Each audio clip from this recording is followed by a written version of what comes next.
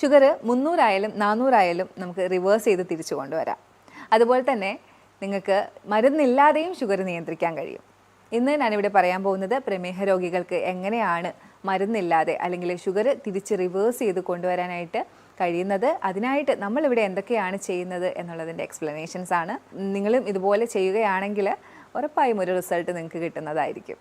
ഇന്ന് ഒരു വീട്ടിൽ 2 ഡയബറ്റിക് പേഷ്യൻ്റ് അല്ലെങ്കിൽ അതിൽ കൂടുതൽ ഡയബറ്റിക് പേഷ്യൻ്റ് ഉള്ളൊരു കാലഘട്ടത്തിലൂടെയാണ് നമ്മൾ കടന്നു പോകുന്നത്. ഇതിലെനിക്ക് ആദ്യം തന്നെ പറയാനുള്ളത്, ഡയബറ്റീസ് എന്ന് പറയുന്നത് ഒരു മാറാ രോഗമൊന്നുമല്ല, ഇതൊരു ജീവിതശൈലി രോഗമാണ്. നമ്മൾ ദൈനംദിനം പ്രവർത്തിച്ച് വരുന്നതിലുള്ള മിസ്റ്റേക്കുകൾ കാരണമാണ് നമുക്ക് ഇത്തരം അസുഖം വരുന്നത്. കൂടുതലായിട്ടും രക്തത്തിൽ ഷുഗറിൻ്റെ അളവ് കൂടുന്നത്. വ്യായാമ മുറകളിലൂടെയും ഭക്ഷണക്രമങ്ങളിലൂടെയാണ് നമ്മളിവിടെ ഇതിനെ നിയന്ത്രിക്കുന്നത്. അതാണ് നിങ്ങൾക്ക് പറഞ്ഞു തരാൻ ഉദ്ദേശിക്കുന്നതും. ഞാൻ doctor Amina, medical officer, Prana natural care centre.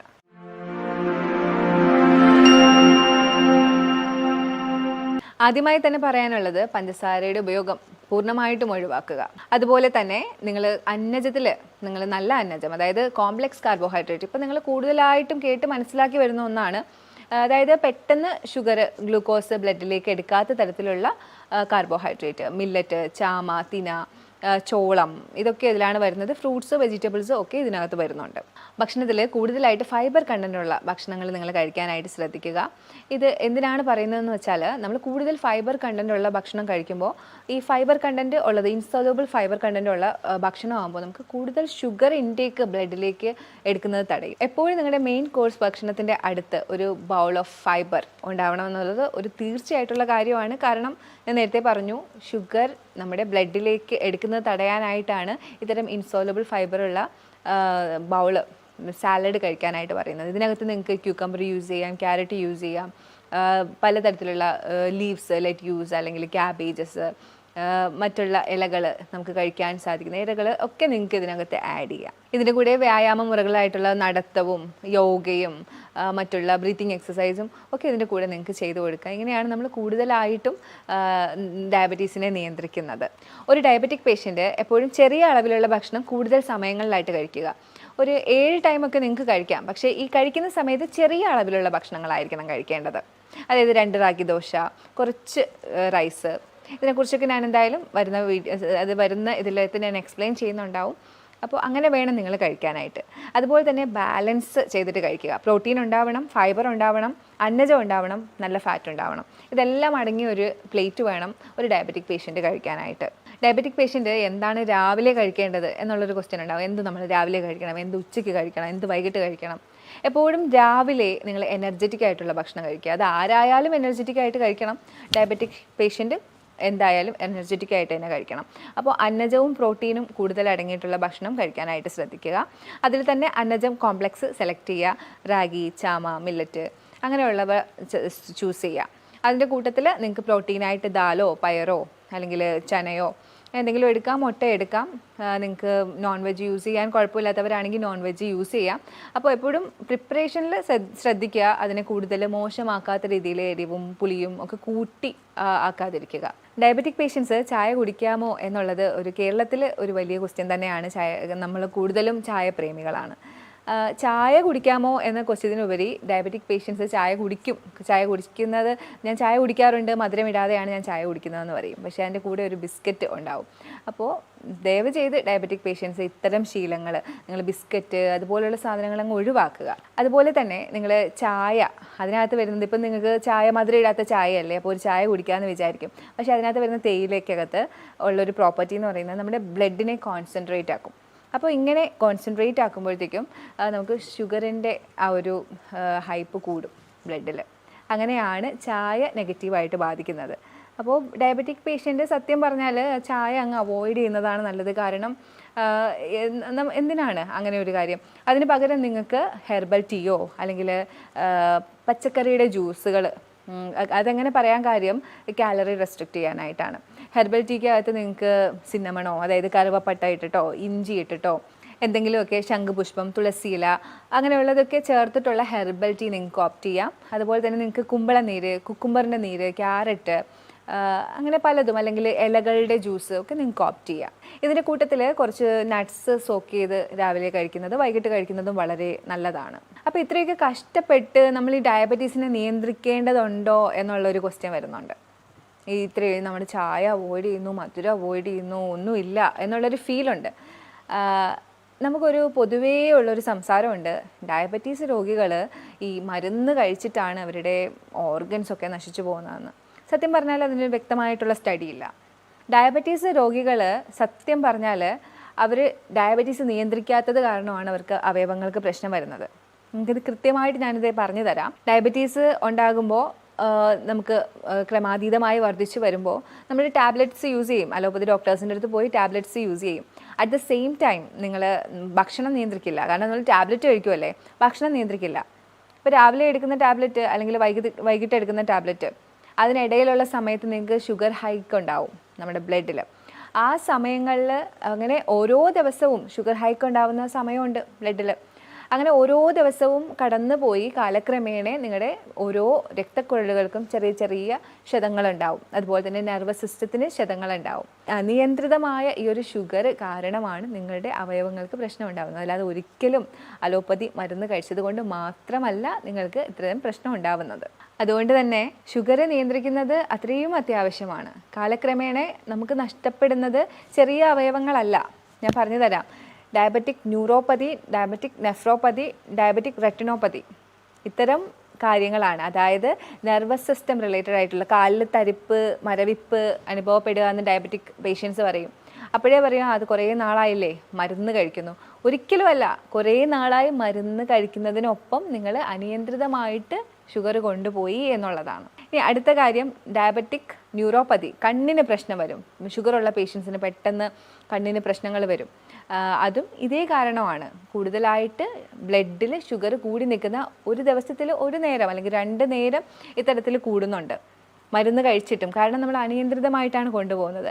അടുത്തത് കിഡ്നിക്ക്, അതായത് കിഡ്നിക്ക് തകരാറ് മരുന്ന് കഴിച്ച് വരുന്നെന്ന് പറയുന്നത്. പക്ഷേ ഡയബറ്റിക് പേഷ്യൻ്റ് മരുന്ന് കഴിച്ചില്ലെങ്കിൽ കൂടി അനിയന്ത്രിതമായി പോകുന്നുണ്ടെങ്കിൽ കിഡ്നിക്ക് പ്രശ്നം വരും. കാരണം ഷുഗർ കൂടുതൽ വരുന്നു, അത് ബ്ലഡ് വെസലുകളെ ബാധിക്കുന്നു, അങ്ങനെ നിങ്ങൾക്ക് തകരാറ് സംഭവിക്കുന്നു. അപ്പോൾ ഷുഗർ വന്നിട്ട് മരുന്നൊന്നും കഴിക്കുന്നില്ല എന്ന് ഉള്ളതിലല്ല ഒരിക്കലും കാര്യം, അത് നിയന്ത്രിക്കുന്നുണ്ട് എന്ന് പറയുന്നതിലാണ് കാര്യം. ഇനി നമുക്ക് ഉച്ചഭക്ഷണത്തിനെ കുറിച്ച് പറയാം. ഷുഗർ പേഷ്യൻസ് എങ്ങനെയാണ് ഉച്ചഭക്ഷണം കഴിക്കേണ്ടത്? നമ്മളിവിടെ ഒരു ബൗള് റൈസ്, ഒരു ചെറിയ ബൗൾ റൈസ്, അതേ ബൗളിൽ 2 ബൗൾ വെജിറ്റബിൾസ്, അതുപോലെ തന്നെ കുറച്ച് പ്രോട്ടീൻ, അതുപോലെ തന്നെ കുറച്ച് ഫാറ്റ്, നല്ല ഫാറ്റായിട്ട് തൈര് അല്ലെങ്കിൽ കോക്കനട്ട് ചട്നിയാണ് കൊടുക്കുന്നത്. കാർബോഹൈഡ്രേറ്റ് ആയിട്ട് നമ്മൾ കൊടുക്കുന്നത് ഒന്നുകിൽ ബ്രൗൺ റൈസ് ആയിരിക്കും അല്ലെങ്കിൽ മില്ലറ്റ് ആയിരിക്കും. വെജിറ്റബിൾസ് കൂടുതലായിട്ടും ഉപയോഗിക്കുന്നത് ബോട്ടിൽ ഗാർഡ് വെറൈറ്റീസ് ആയിരിക്കും. അതായത് നമ്മുടെ ഗാർഡ് വെറൈറ്റീസ്, കുക്കുംബർ, പിന്നെ ഈ പടവലങ്ങ, കുമ്പളങ്ങ, അങ്ങനെ വാട്ടർ കണ്ടൻ്റ് ഉള്ളത്. പിന്നെ കായ വളരെ നല്ലതാണ്. അതുപോലെ തന്നെ ബീൻസ്, ഒത്തിരി നാരുള്ളതാണ് ഇതിന് വേണ്ടത്. ബ്രോക്കലീസ്, ക്യാരറ്റ്സ്, ഇതൊക്കെ നമുക്ക് ഇതിനകത്ത് ഉൾപ്പെടുത്തി കൊടുക്കാം. എപ്പോഴും ബാലൻസ്ഡ് ആയിട്ടുള്ളൊരു പ്ലേറ്റ് തന്നെ എടുക്കാനായിട്ട് ശ്രദ്ധിക്കുക. ഇത്തരം ബാലൻസിൽ പോകുമ്പോൾ നിങ്ങൾക്ക് കിട്ടുന്നതെന്ന് പറഞ്ഞാൽ, നേരത്തെ ഞാൻ പറഞ്ഞു, ഫൈബർ കൂടുതൽ കഴിക്കുന്നതോടുകൂടി നിങ്ങൾക്ക് നിങ്ങളുടെ ഷുഗർ കണ്ടൻറ്റ് ബ്ലഡിലേക്ക് അബ്സോർബ് ചെയ്യുന്നത് കുറയും. ഇങ്ങനെയാണ് നിങ്ങൾക്ക് ഷുഗർ കൺട്രോൾ ആവുന്നത്. ഇനി ഷുഗർ പേഷ്യൻസ് ഡിന്നർ എങ്ങനെ കഴിക്കണം എന്നായിരിക്കും അടുത്ത ക്വസ്റ്റ്യൻ. അതിന് മുമ്പ് ഞാൻ പറയുകയാണ്, ഡിന്നർ അല്ലെങ്കിൽ ഉച്ചഭക്ഷണം, രാവിലത്തെ ഭക്ഷണമൊക്കെ ഞാൻ പറഞ്ഞു. അപ്പോൾ ഞാൻ പറഞ്ഞു നിങ്ങൾ കുറഞ്ഞ ക്വാണ്ടിറ്റിയിൽ വേണം കഴിക്കാമെന്ന് പറഞ്ഞിട്ടുണ്ട്. അപ്പോൾ ഈ കുറഞ്ഞ ക്വാണ്ടിറ്റിയിൽ കഴിക്കാൻ വേണ്ടി ഇടയ്ക്ക് ഒരു ലഘു ഭക്ഷണം, അതായത് മിഡ് മോർണിംഗ്, മിഡ് നൂൺ, നമ്മുടെ ഈവനിങ്, അങ്ങനെ ഒരു പദ്ധതി നിങ്ങൾ എപ്പോഴും വെക്കാൻ നോക്കണം. അപ്പം മിഡ് മോർണിംഗ് ആയിട്ട് എപ്പോഴും ബട്ടർ മിൽക്കോ അല്ലെങ്കിൽ ഒരു ചെറിയ സ്മൂതി, ഒത്തിരി നട്ട്സും ഒരു ബേസായിട്ട് അധികം ഷുഗർ ഇല്ലാത്തൊരു ഫ്രൂട്ട്, കോക്കനട്ട് മിൽക്ക് ഒക്കെ ചേർത്തിട്ടുള്ളൊരു സ്മൂതിയോ ഒക്കെ നിങ്ങൾക്ക് ഓപ്റ്റ് ചെയ്യാം. ഉച്ചയ്ക്ക് ശേഷമാണെങ്കിൽ ഒരു ജ്യൂസ്, ഒരു കുക്കുംബർ ജ്യൂസോ എന്തെങ്കിലും ഉച്ചയ്ക്കത്തെ ഭക്ഷണത്തിന് ശേഷം, അതായത് വൈകിട്ട് നമ്മളൊരു ചായ ടൈം ഉണ്ടല്ലോ, ഒരു 5 മണി, അതിനിടയ്ക്ക് നിങ്ങളത് കഴിക്കണം. അതുപോലെ തന്നെ ഈ ചായ ടൈമിൽ നിങ്ങളൊരു ഹെർബൽ ടീയും കുറച്ച് നട്ട്സും ഒക്കെ കഴിക്കാനായിട്ട് ശ്രദ്ധിക്കണം. നമുക്ക് ഒരുപാട് എനർജി വേണം, കാരണം ഡയബറ്റിക് ആണ്.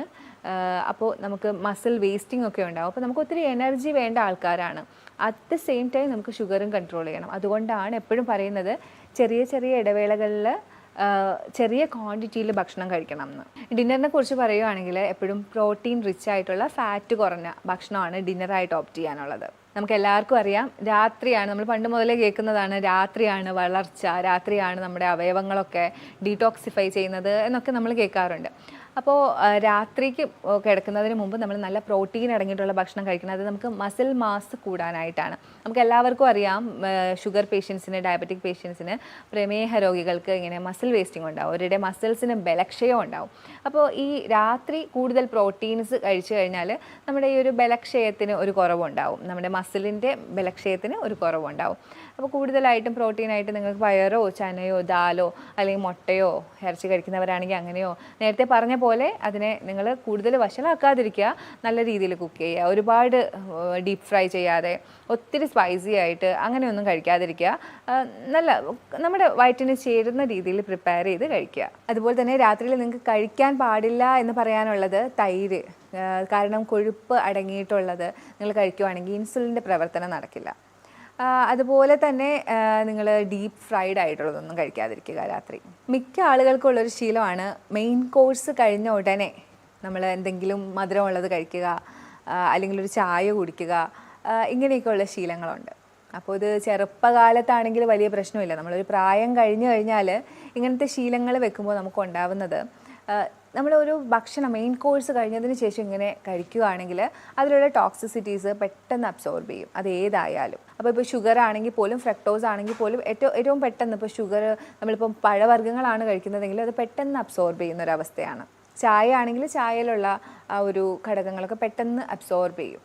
അപ്പോൾ ഇത്തരത്തിലുള്ള ശീലങ്ങൾ, അത് കഴിച്ച ഉടനെ ഉള്ള ഒരു ലഘു ഭക്ഷണം അതിൻ്റെ കൂടെ കഴിക്കുന്നത് ഒഴിവാക്കുക.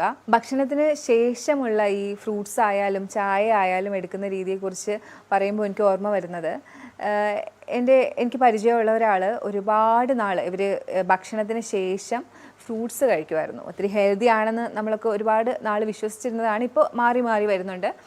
ഭക്ഷണത്തിന് ശേഷം ഇവർ ഫ്രൂട്ട്സ് കഴിക്കും. അങ്ങനെ ഒരുപാട് നാളുകൾ അങ്ങനെ കഴിച്ച് വന്ന ഒരിക്കൽ അസഹനീയമായ വയറുവേദനയാണ് ഇദ്ദേഹത്തിന്. അങ്ങനെ സഹിക്കാൻ പറ്റാതെ ഹോസ്പിറ്റലിൽ പോകുമ്പോൾ അവരൊരു ടാബ്ലറ്റ് കൊടുക്കും, അപ്പോൾ ആ വേദന കുറയും. വീണ്ടും ഇത് തന്നെയാണ്, വീണ്ടും ഇങ്ങനെ വേദന വരുന്നുണ്ട്. അങ്ങനെ അവർ കേരളത്തിലേക്ക് വരികയും ഒരു പ്രകൃതി ചികിത്സാലയത്തിൽ പോവുകയും ചെയ്തു. അവർ ക്രമം പറഞ്ഞു കൊടുത്തു എങ്ങനെയാണ് കഴിക്കേണ്ടത്. അതുപോലെ തന്നെ 10 ദിവസത്തെ ട്രീറ്റ്മെൻ്റ് ആണല്ലോ, ആ സമയത്ത് ക്രമത്തിൽ കഴിച്ചപ്പോൾ ഇദ്ദേഹത്തിൻ്റെ വേദനയൊക്കെ മാറി. അപ്പോൾ ഈ ഫുഡിൻ്റെ ക്രമം അത്രയധികം ഇമ്പോർട്ടൻ്റ് ആണ്. ഒരിക്കലും നിങ്ങളൊരു മെയിൻ കോഴ്സ് കഴിഞ്ഞിട്ട് ഇത്തരം ലഘു ഭക്ഷണങ്ങൾ, അതായത് ഫ്രൂട്ട്സ് അല്ലെങ്കിൽ ചായ അല്ലെങ്കിൽ മധുരങ്ങൾ കഴിക്കാതിരിക്കുക. അത് നിങ്ങളെ ഒത്തിരി എഫക്റ്റ് ചെയ്യും.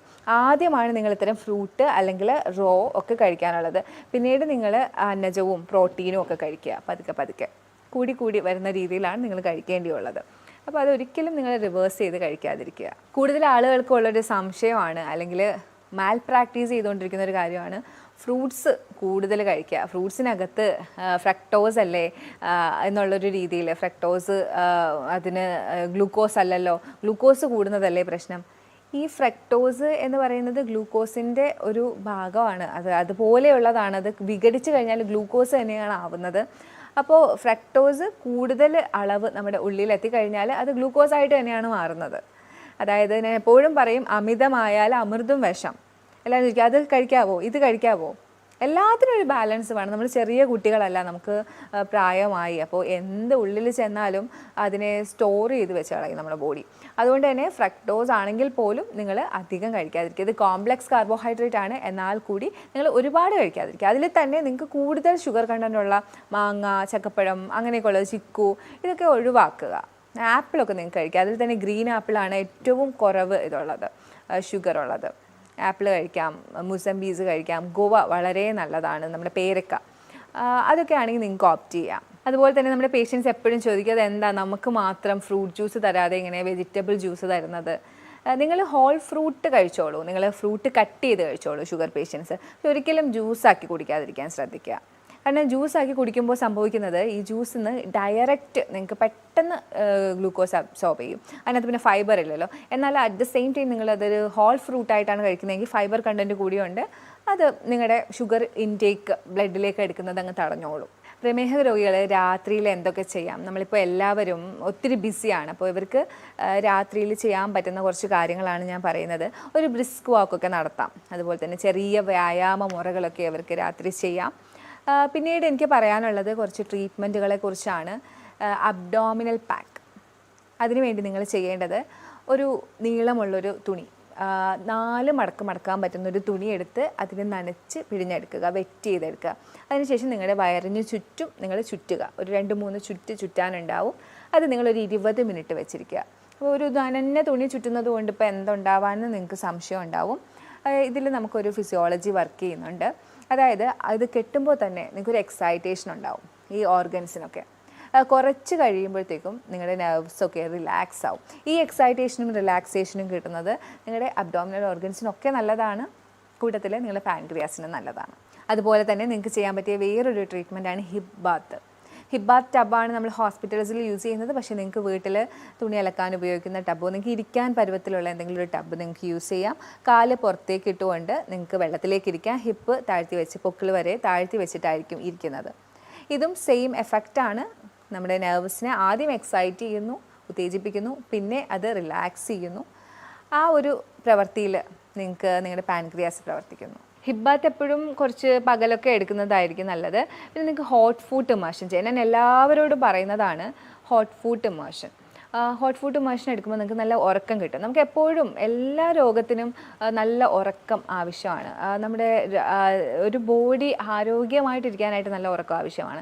അപ്പോൾ ഇത്തരത്തിലുള്ള നമ്മുടെ കണങ്കാല് വരെ നല്ല ചൂടുവെള്ളത്തിൽ മുക്കി ഒരു 20 മിനിറ്റ് ഇരിക്കുക. രക്തയോട്ടം കൂടും, ശരീരം മുഴുവനും രക്തയോട്ടം കൂടും. അതിൽ നിങ്ങളുടെ പാൻക്രിയാസിലേക്കുള്ള രക്തയോട്ടവും കൂടും. ശരീരത്തിലെ മൊത്തം രക്തയോട്ടം ഇങ്ങനെ കൂടുന്നതിലൂടെ ആരോഗ്യം നിങ്ങൾക്ക് നന്നായി സംരക്ഷിക്കാൻ പറ്റും. അപ്പോൾ ഇത്തരം ട്രീറ്റ്മെൻറ്റുകൾ നിങ്ങൾ ചെയ്യുക. ഇതെല്ലാം ചെയ്യണം എന്നല്ല ഉദ്ദേശിക്കുന്നത്, ഇതിൽ നിങ്ങൾക്ക് പറ്റുന്നത്. അതുപോലെ തന്നെ നിങ്ങൾക്ക് ഇത് ഒരു ഡോക്ടറിൻ്റെ സഹായത്തോടെ നിങ്ങൾക്ക് ഏതാണ് അനുയോജ്യമായത് എന്ന് ചോദിച്ച് മനസ്സിലാക്കി ചെയ്യുന്നതായിരിക്കും എപ്പോഴും കൂടുതൽ നല്ലത്. ഇനി പ്രമേഹ രോഗികൾക്ക് കൂടുതലായി നമ്മൾ സജസ്റ്റ് ചെയ്യുന്നൊരു കാര്യമുണ്ട്, ഹൈ ഇൻറ്റൻസിറ്റി ഇൻ്റർവെൽ ട്രെയിനിങ്. അതായത് കാർഡിയോ വർക്കൗട്ടാണ്. ഇതിനകത്ത് നിങ്ങൾ കൂടുതൽ running, machine workouts, jumping, rope വെച്ചിട്ടുള്ള ജമ്പിങ് ഒക്കെയാണ് ഉൾപ്പെടുന്നത്. കൂടുതൽ പെട്ടെന്ന് സ്വെറ്റ് ചെയ്യുന്ന രീതിയിലുള്ള വർക്കൗട്ട്സാണ്. നമ്മുടെ മസിൽസ് കൂടുതലായിട്ട് ഗ്രോ അപ്പ് ആവാൻ ഞാൻ നേരത്തെ പറഞ്ഞല്ലോ, മസിൽ വേസ്റ്റിംഗ് ആണ് ഡയബറ്റീസിൻ്റെ ഒരു അതിൽ വരുന്ന ഒരു സൈഡ് എഫക്റ്റ്, അല്ലെങ്കിൽ ഒരു റിസ്ക് ഫാക്ടറായിട്ട് എപ്പോഴും വരുന്നതാണ് മസിൽ വേസ്റ്റിംഗ്. അതായത് പേശികൾക്ക് ബലക്ഷയം വരും. അപ്പോൾ ഇത്തരം വർക്കൗട്ടുകൾ നിങ്ങളെ സഹായിക്കും. അതുപോലെ തന്നെ ഡയബറ്റീസിൽ തടി കൂടുന്നവരുണ്ട്, അവരുടെ തടി കുറയാനും ഇത് സഹായിക്കും. ഇനി ഡയബറ്റീസ് എപ്പോഴാണ് നമ്മൾ കൂടുതൽ ശ്രദ്ധിക്കേണ്ടത്? ഞാൻ ഓൾറെഡി പറഞ്ഞു, ഡയബറ്റീസ് എന്ന് പറയുന്നത് ശ്രദ്ധിച്ചേ മതിയാവുള്ളൂ. അത്രയും അപകടകാരിയാണ് ഡയബറ്റീസ്. ഡയബറ്റീസ് വന്നിട്ടുണ്ടോ അത് നിങ്ങൾ കൃത്യമായിട്ടുള്ള ചികിത്സയിലൂടെ തന്നെ നിങ്ങൾ പരിഹരിക്കണം. അതുപോലെ തന്നെ ഇപ്പം നിങ്ങൾ കൂടുതൽ ശ്രദ്ധിക്കേണ്ടത്, ഇപ്പോൾ ഡയബറ്റീസ് വന്നു നിങ്ങൾ ശ്രദ്ധിക്കുന്നുണ്ട്, അതിനിടയിൽ നിങ്ങൾക്ക് വരാൻ പറ്റുന്ന കുറച്ച് കാര്യങ്ങളാണ്. നിങ്ങൾക്ക് ഒത്തിരി ക്ഷീണം അനുഭവപ്പെടുക, വിശപ്പ് ഭയങ്കര കൂടുതലായിട്ട് അനുഭവപ്പെടുക, എപ്പോഴും യൂറിനേറ്റ് ചെയ്യാൻ തോന്നുക, അതുപോലെ തന്നെ നിങ്ങൾക്ക് വ്രണങ്ങളുണ്ടായാൽ അത് ഉണങ്ങാതെ വരിക. ഇത്തരം സാഹചര്യങ്ങളിൽ പിന്നെ നിങ്ങൾ വെയിറ്റ് ചെയ്യുകയേ ചെയ്യരുത്. നല്ല വിദഗ്ധമായ ഒരു ഡോക്ടറിനെ തന്നെ കണ്ട് നല്ലൊരു പരിഹാരം നിങ്ങൾ എന്തായാലും കൊണ്ടുവന്നിരിക്കണം. കാരണം കാല് മുറിച്ചു മാറ്റുന്ന രീതിയിലേക്കും ഒക്കെ അത് കൊണ്ടുപോകാം നിങ്ങളെ. അപ്പോൾ ഇതൊക്കെയാണ് ഇന്ന് എനിക്ക് പ്രമേഹത്തിനെ കുറിച്ച് പറയാനുള്ളത്. അപ്പോൾ പ്രമേഹ രോഗികൾ ഇത് കാണുന്നുണ്ടെങ്കിൽ ഉറപ്പായിട്ടും നിങ്ങൾ ഇത്തരം കാര്യങ്ങൾ, ഞാൻ പറഞ്ഞ കാര്യങ്ങളൊക്കെ നിങ്ങളൊന്ന് ഫോളോ ചെയ്ത് നോക്കുക. നിങ്ങൾക്ക് എന്തായാലും നല്ലൊരു റിസൾട്ട് തന്നെ ഇതിനകത്തുനിന്ന് കിട്ടും. നിങ്ങൾക്ക് ഇനി എന്തെങ്കിലുമൊക്കെ സംശയം ഉണ്ടെങ്കിൽ നമ്മുടെ നമ്പറിലേക്ക് വിളിക്കുക. മറ്റൊരു വീഡിയോ ആയിട്ട് നമുക്ക് വീണ്ടും കാണാം. Okay, by.